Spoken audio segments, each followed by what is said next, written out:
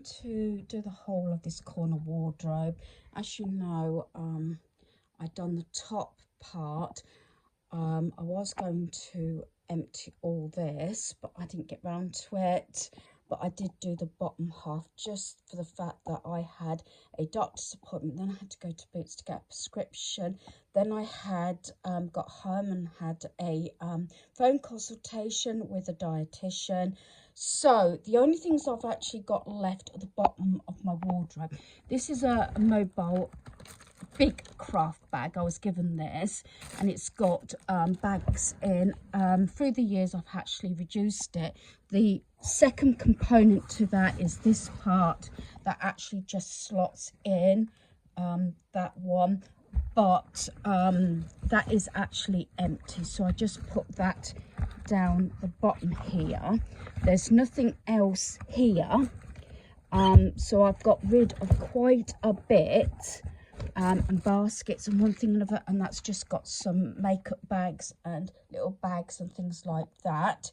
So what I'll do is the rest of maybe tomorrow, if I get a chance, I'll probably take all this out and review it. This has got like shorts, dress trousers, jeggings. This is sometimes, you know, like I've got my lounge set there, that jumper sometimes wear at night. That is my thicker sort of hoodie when I go out. If they're not dirty or anything, I've said this before, I tend to hang them up here and re-wear them before I put them in the wash. I've got a couple of dressing gowns and ponchos and that to sort it out as well, so that might be in stage 3. So basically everything that is in my get rid of pile is in a bucket on my bed, which I'm going to share. Is that I've just sorted this bottom bit out. So I was explaining about the bottom of my wardrobe there, in my corner wardrobe. This is day 3 of the 7 items per day for 7 days. I have actually got more than 7 items. Like I said, it depends what works for you. You can just go around your home. I've been getting rid of stuff for years now, and a really major sort out last year. So I'm just starting in my bedroom, as I normally do every January anyway, and go through everything, my wardrobes, drawers and everything like that, and what I haven't used or worn in the last 12 months. There is a few exceptions, because I got a couple of sort of dressy items that obviously I don't buy a lot of dressy items, but they're comfortable. I've worn them a number of times, and I tend to keep those for special occasions.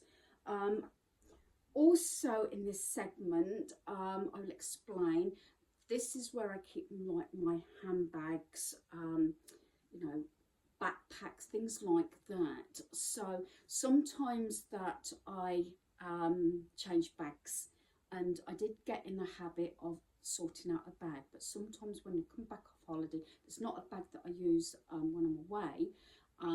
You tend to put it wherever I put it with the rest of my bags, so it is like for like, but I don't always go through it. I will transfer things like my wallet, obviously, and a pen pad and things like that, because I did find quite a few pens in different bags and rucksack and everything.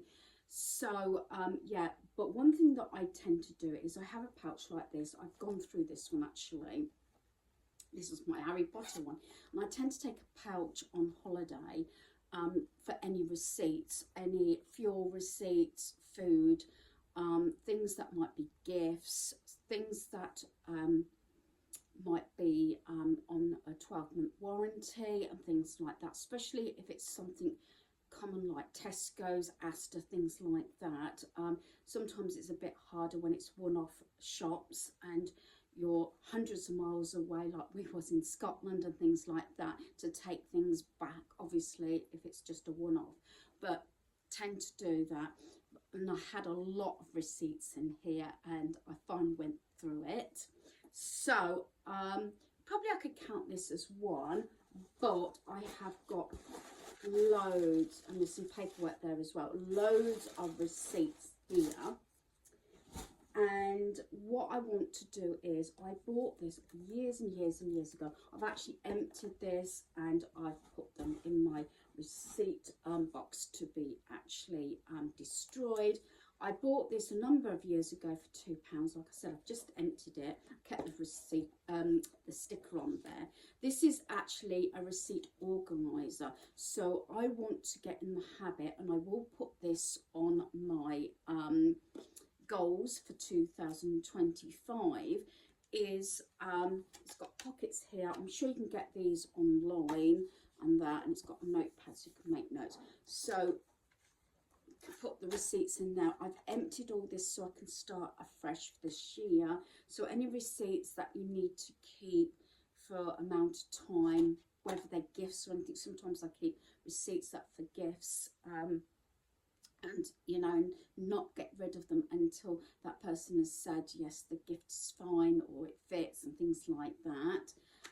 Yeah, but any long-term receipts that may have a guarantee on it for a lot longer than this one, maybe 6-12 months or longer, and I keep it with say an instruction manual for an appliance, that will go in a folder in my in the games room, in the cabinet. So yeah, so this I'm going to keep on my desk, which has always been there, but yeah, I was delayed in actually sorting through this, so I'm going to make that a priority. And that might be something, you don't necessarily have to use this, you could make your own folder up and things like that. But I've got a really, it's another thing like paperwork, got a bad habit of keeping receipts, and that was something that's taken the time as well, is obviously going through my handbag as well, my wallet and everything like that of receipts. Each month I tend to keep receipts anyway. Yeah, some stores ask, can we email your receipt? Dunelm is one of them. The last 3 or 4 times, because I've been in there, I've said, no, can I have a paper receipt? Because I've had it where the receipt's not come through to my email, even though I've, second or third time I tried it, I double checked that I've got the right email. When you spend £80 odd on a pair of curtains or things like that, and rugs and everything, you know, £70 or £80 each, then no, I can't afford to not get that receipt and proof when I purchased the items. So I've gone back to accepting receipts from Dunelm rather than have them printed out. So I sent by email. So that's just covering that bit. If I haven't said, I've got a bit of rubbish in there as well, going through handbags and everything, and I've got my bucket here with the items I'm getting rid of in this video. So first of all, I used to have a lot of red for years around my home, and gradually I got rid of the red baskets. Quite a few family members and friends have had those. I don't mind, you know, just plain wicker. So I'm going to let this one go. I could obviously take the cover off, but I'm just going to let that one go and see if somebody wants it. Another red basket. This is the one that I used to put items in that I had question marks on. I'm trying not to have so many question marks now. What I tend to do is turn the coat hanger the other way around if there's a question mark on a particular item, so that I know that that item is a question mark and I need to try it on. I don't want to keep hold of things that I don't feel comfortable in, or say then, I don't know, sizes can go up and down. I try not to keep hold of things. So this basket has been empty for over 12 months because I've just got rid of the items, yes or no, whether I'm keeping it. So I'm going to let that go because that's red. I think I had another one, but I got rid of that. This is my faithful backpack. I had this one years. I bought this one from Paper Chase. I only paid £9.99 for it, and it was originally £24.99. There's nothing really badly wrong with it. The only thing is, my strap is actually split. I don't know if you can see that, and it's in there. I had this absolute years. You probably remember seeing it. That's the only thing, but there's no way I can stitch or stick that. It's never going to be that strong, so I'm going to let that go. What I tend to do is check, double check, triple check sometimes to make sure all pockets are empty. So there's that one. In one of the bags that I've been going through, I found a hat, but I've already got 2 hats and one of them happens to be black, so I'm going to let that one go. In one of the bags that's come back from a holiday, I had found the suntan cream and after sun, so I'm going to get rid of those due to the fact that when it comes to the warmer seasons and everything, and you need suntan and after sun, I buy new. And talking about products, I've got products that I've had a while. I'm just letting those go. I'm just dumping them. I got Insect Bite. I've actually got a couple of these. They're out of date, so I'll have to put that on my list. Wipes that have been in the bag a while, so I'm just going to let those go. And these are the fish oil omega-3, letting those go. This is a glucose sugar. You're supposed to put it on your tongue. This is if you feel lightheaded, being diabetic, and I think my mum gave me this. So this must have been the beginning of, I don't know, it must be a couple of years old now, and it's still sealed, but I'm going to let that one go because obviously she's been gone a while now. Yes, I could have just put some scented on that. Or even use it for my granddaughter's Barbie doll. I'm going to let it go. It's one of those things, scented little cushion things that you put in with your drawers and everything. Just an odd heart coaster. I've got this Avon bag.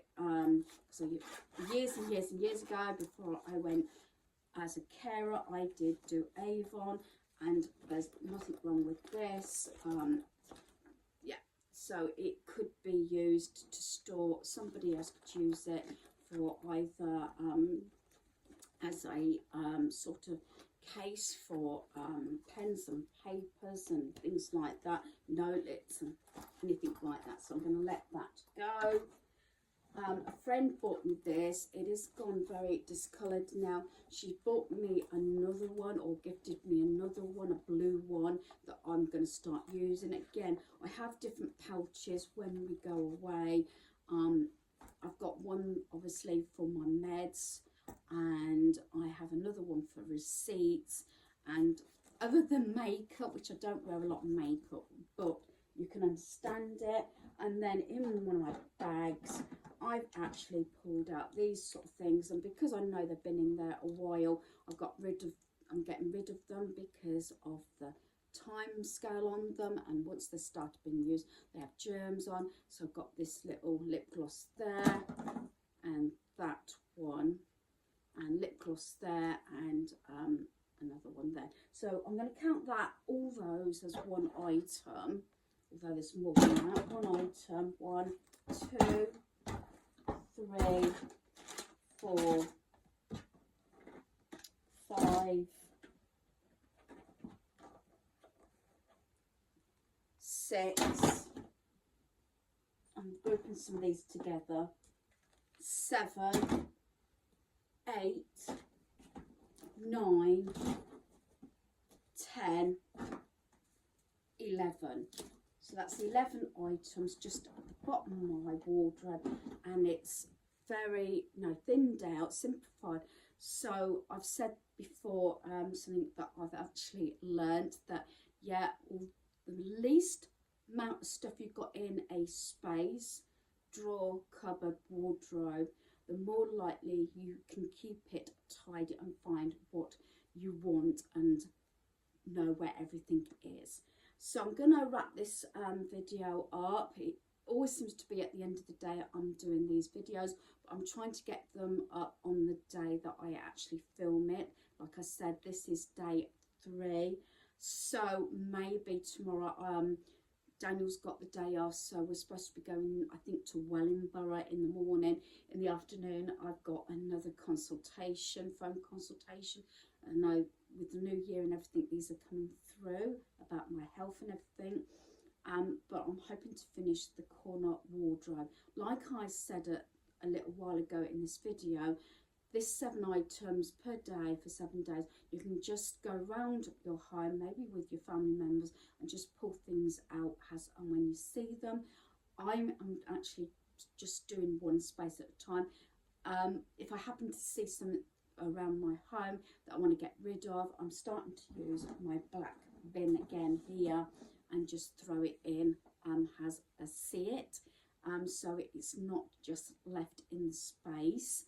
Due to the fact all this spaces I want to sort of review again anyway, hopefully within the month, 2 months maybe, at the beginning of the year before the better weather comes along.